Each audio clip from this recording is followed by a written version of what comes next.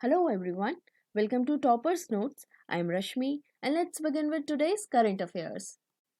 हमारा पहला आर्टिकल है कि 4 और राज्यों ने जो ease of doing business reforms हैं उन्हें कंप्लीट कर लिया है। वो 4 राज्यों के नाम हैं असम, हरियाणा, हिमाचल प्रदेश और पंजाब। ये 4 राज्यों के नाम आपको याद होने चाहिए, असम, हरियाणा, हिमाचल प्रदेश और पंजाब। इन्होंने department of expenditure, ministry of finance के जो ease of doing business reforms को निर्धारित किया गया है उसे कंप्लीट कर लिया है। अब ये जो 4 राज्य हैं ये एलिजिबल हो गए हैं कि ये अतिरिक्त वित्तीय संसाधन जुटा सकते हैं, मतलब ये एडिशनल फाइनेंशियल रिसोर्सेज जुटाने के लिए एलिजिबल हो गए।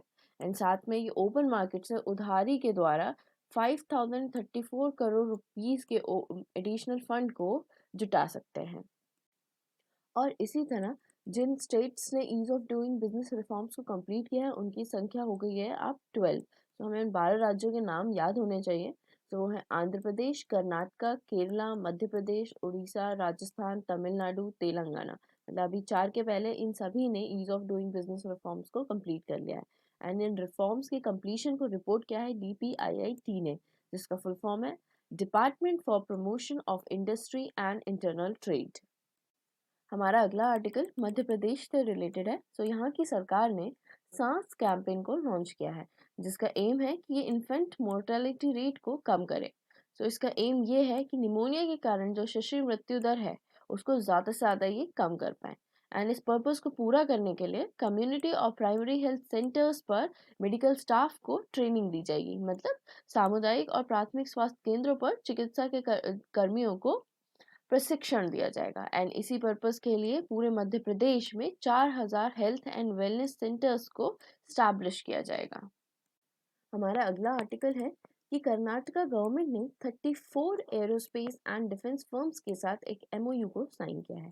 इस मेमोरेंडम ऑफ अंडरस्टैंडिंग के तहत कर्नाटका गवर्नमेंट 2464 करोड़ रुपीस का इन्वेस्टमेंट कर पाएगी। एंड साथ में ये 6662 पीपल को डायरेक्टली एम्प्लॉयमेंट दे पाएगी।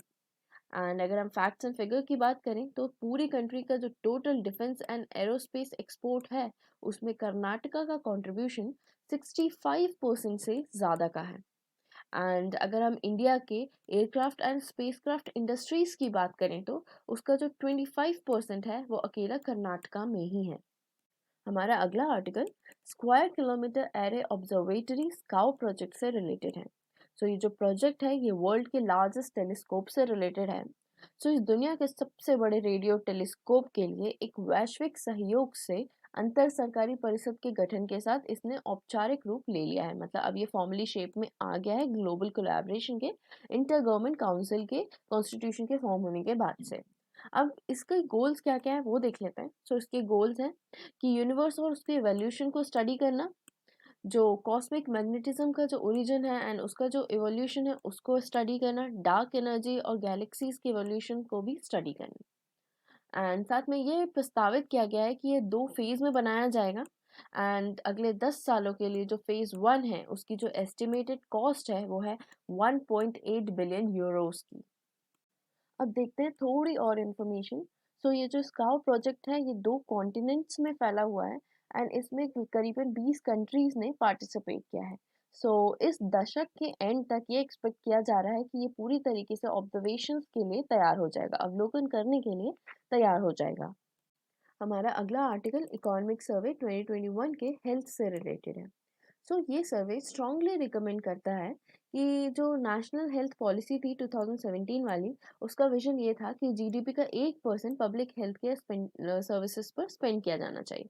लेकिन इसने सर्वे ने स्ट्रांगली रिकमेंड किया है कि पब्लिक स्पेंडिंग जो है हेल्थ केयर सर्विसेज पे उसको GDP का 2.5 से 3% तक होना चाहिए।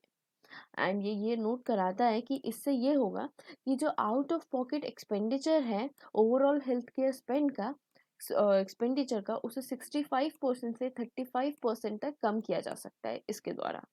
अब सर्वे के कुछ और रिकमेंडेशंस देखें तो ये भी रिकमेंड करता है कि देश में नेशनल हेल्थ मिशन को आयुष्मान भारत योजना के साथ कंजक्शन में कंटिन्यू रखना चाहिए, मतलब उसके साथ संयोजन में कंटिन्यू चलने देना चाहिए। एंड साथ में कोविड-19 जो वैश्विक महामारी है, इससे जो लेसन्स प्राप्त किए हैं, उससे आकर्षित होकर इकोनॉमिक सर्वे ने ये भी कहा है कि देश में जो हेल्थ केयर डिलीवरी सिस्टम को जो लास्ट के जो कुछ चैलेंजेस हैं, उनको मीट करने के लिए, उनको पूरा करने के लिए टेलीमेडिसिन को भी अडैप्ट किया जाना चाहिए। हमारा अगला आर्टिकल डेनमार्क के आर्टिफिशियल एनर्जी आइलैंड प्रोजेक्ट से रिलेटेड है। सो रिसेंटली डैनिश गवर्नमेंट ने अपना ग्रीन एनर्जी पर स्विच करने के तहत जो एफर्ट्स लगा रहे हैं, उसमें नॉर्थ सी में एक आर्टिफिशियल आइलैंड को बनाने की मंजूरी दे दी है।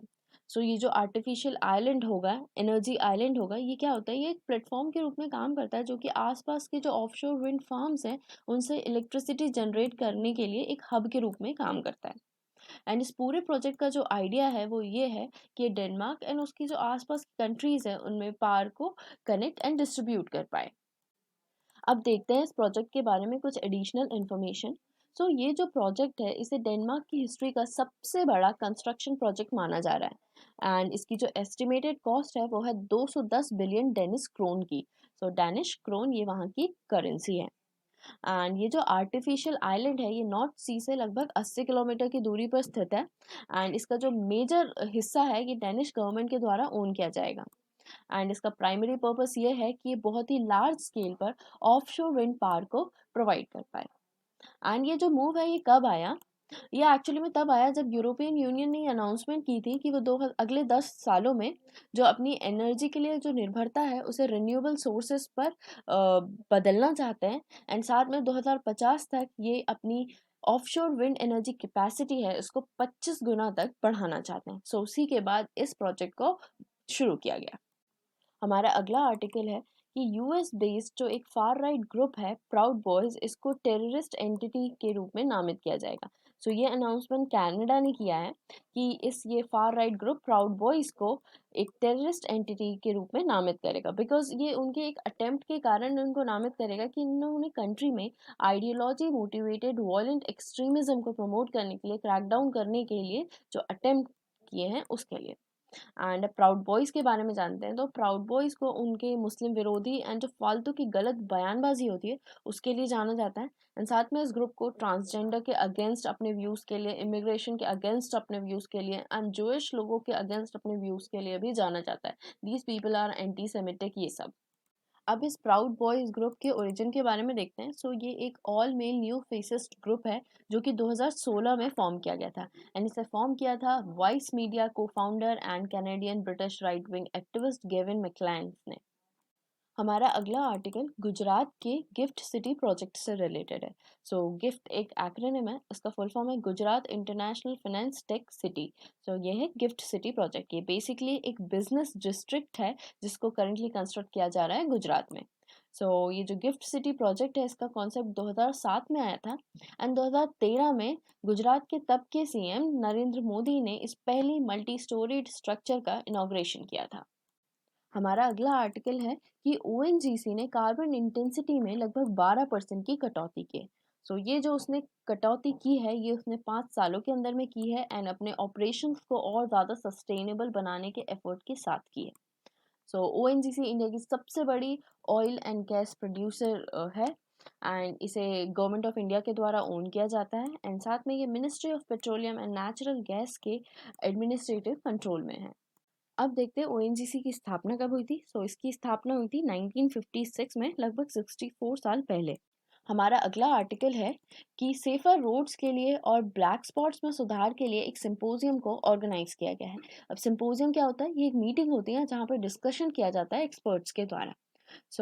इस मीटिंग में सेफर रोड्स और ब्लैक स्पॉट्स में सुधार के लिए डिस्कशन किया गया और उन्होंने ये एक प्लान पर डिस्कशन किया कि कैसे वो अगले 1 साल के दौरान इन सभी प्रॉब्लम्स में सुधार लाएंगे, इन सभी प्रॉब्लम्स से निपटेंगे।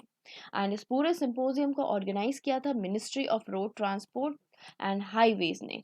ये आपको याद रखना है कि किसने इसे ऑर्गेनाइज किया है। एंड साथ में ministry of road transport and highways 18 जनवरी 2021 से 17 फरवरी 2021 तक रोड सेफ्टी मंथ मनाएगी। सो इस रोड सेफ्टी मंथ में, इस पूरे पीरियड में वो अपनी सारी प्रोग्रेस को रिव्यू करेंगी एंड अपनी सारी स्ट्रैटेजीज़ को रिव्यू करेंगी। अब स्ट्रैटेजीज़ किस चीज़ की, कि इन्होंने क्या-क्या प्लान किए रोड पे जो एक्सीडेंट्स होते हैं, दुर्घटनाएँ होती हैं, उनको कम करने के लिए एंड जो मृत्यु दर है उसको कम करने के लिए क्या-क्या स्ट्रैटेजीज़ रही, उन सभी की समीक्षा की जाएगी। हमारा अगला आर्टिकल है थर्ड बांग्लादेश फिल्म फेस्टिवल से रिलेटेड, जो कि शुरू होगा कोलकाता में। सो ये याद रखना बहुत ज़रूरी है कि कहाँ पर शुरू हुआ, ये होगा कोलकाता में। सो अब इसके चीफ गेस्ट कौन थे, ये भी बहुत इंपॉर्टेंट है। सो बांग्लादेश के जो इंफॉर्मेशन मिनिस्टर हैं डॉक्टर हसन महमूद, उन्होंने इस फेस्टिवल को as a chief guest inaugurate किया। एंड साथ में वेस्ट बंगाल के minister for science and technology Pratyay Basu और हमारे foreign secretary doctor Harshvardhan Shringla ने इस फेस्टिवल को as a guest of honours के रूप में ज्वाइन किया। एंड ये जो फेस्टिवल है ये पूरा 5 दिन लंबा है एंड इसमें 32 बांग्लादेशी फिल्म्स को फीचर किया जाएगा। एंड एक बहुत इंपॉर्टेंट बात ये कि इस फेस्टिवल की जो इनॉग्रल फिल्म होगी वो बांग्लादेश के प्राइम मिनिस्टर पर बेस्ड है, जिसका नाम है हसीना अ डॉटर्स टेल। सो इस फिल्म का नाम, इसके चीफ गेस्ट का नाम एंड ये कहाँ पर शुरू हुआ, ये तीनों चीज़ें याद रखना ज़रूरी है। सो आज के लिए सिर्फ इतना ही। Thank you so much for watching.